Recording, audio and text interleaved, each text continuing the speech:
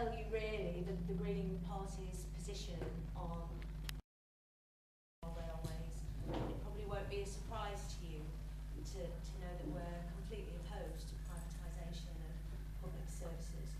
We want to re-nationalise, we want to return those public services back to the people who use them and benefit from them.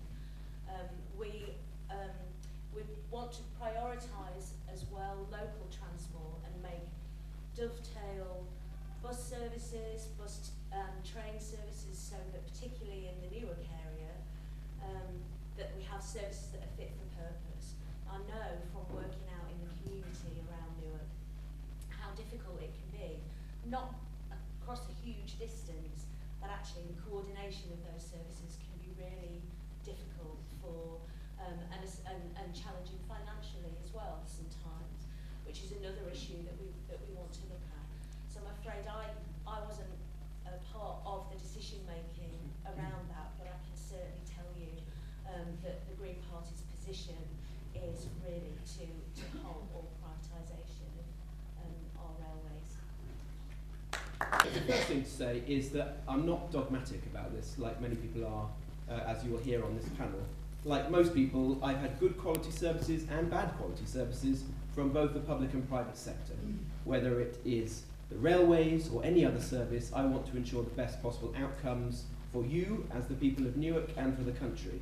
And that was the decision that was made by this government, the perfectly sensible decision to return the East Coast Mainline to a very respected private operator. Over the last, let me tell you the facts. Over the last 5 years, the East Coast Mainline has returned £1 billion to the taxpayer.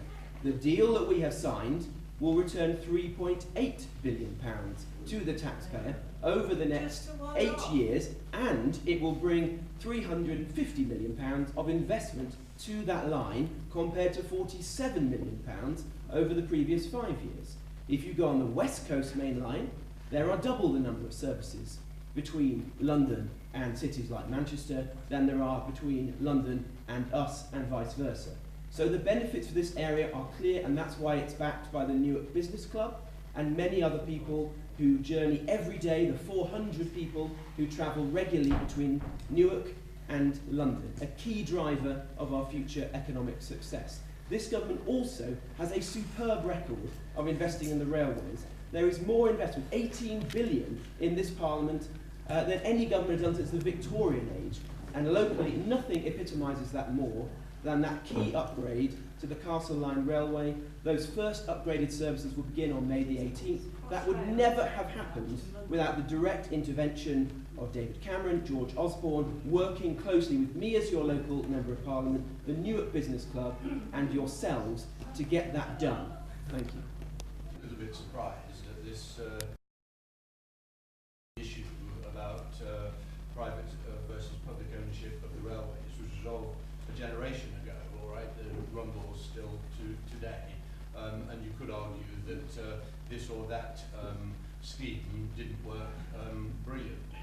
For example, rail track was mentioned, but my recollection of that was that Stephen Byers, as the minister in charge, pulled the rug under the rail track and obliged them to seek the protection of the courts.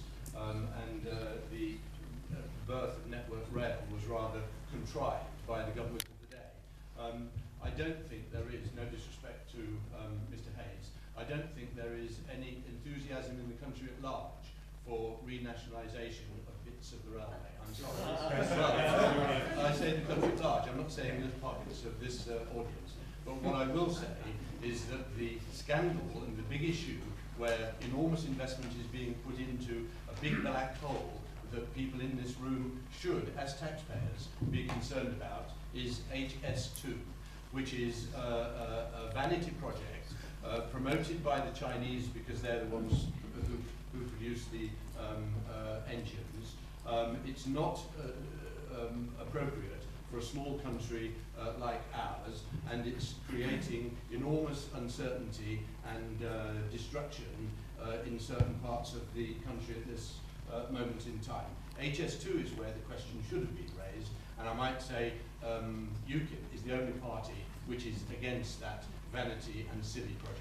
I think, Brian, it's for the members of the public who elect us, after all, to decide what the questions should be tonight and for us to answer the questions as members of Parliament, and that's what I'd do if I was your MP. Frank, thank you for your question. £1 billion was returned to the Treasury as a result of the East Coast Mainline being in public ownership. It was a Labour Transport Secretary, Andrew Adonis, who put it into public ownership because actually the two prior companies up to 2009 had failed the public, services weren't running on time, and actually prices were spiralling out of control.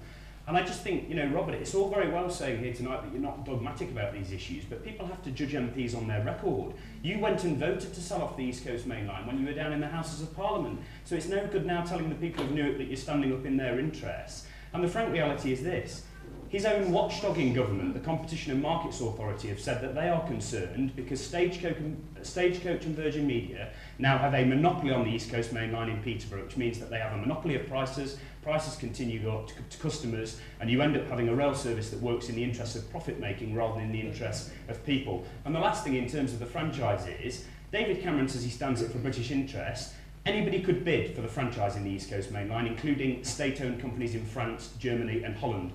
British state-owned companies, it was a British state-owned company that was running it in the interest of the public, was banned from taking part. That to me is not standing up for British interests. The Labour Party, if we're elected and Ed Miliband as a Prime Minister, will put that right.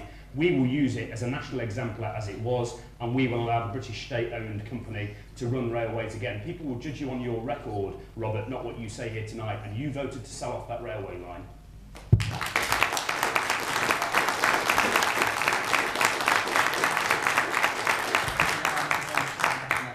All I want to say is, Michael, you say I'm not standing up for the people of Newark. The Newark Business Club wrote to me and supported it. So would you vote against the interests of the Newark Business Club? I also surveyed the people who use the line every day, and they said overwhelmingly that what we were offering them was exactly what they wanted. You, Michael, if you're in Parliament, would have voted for your Labour paymasters and not for the people of Newark. Thank you.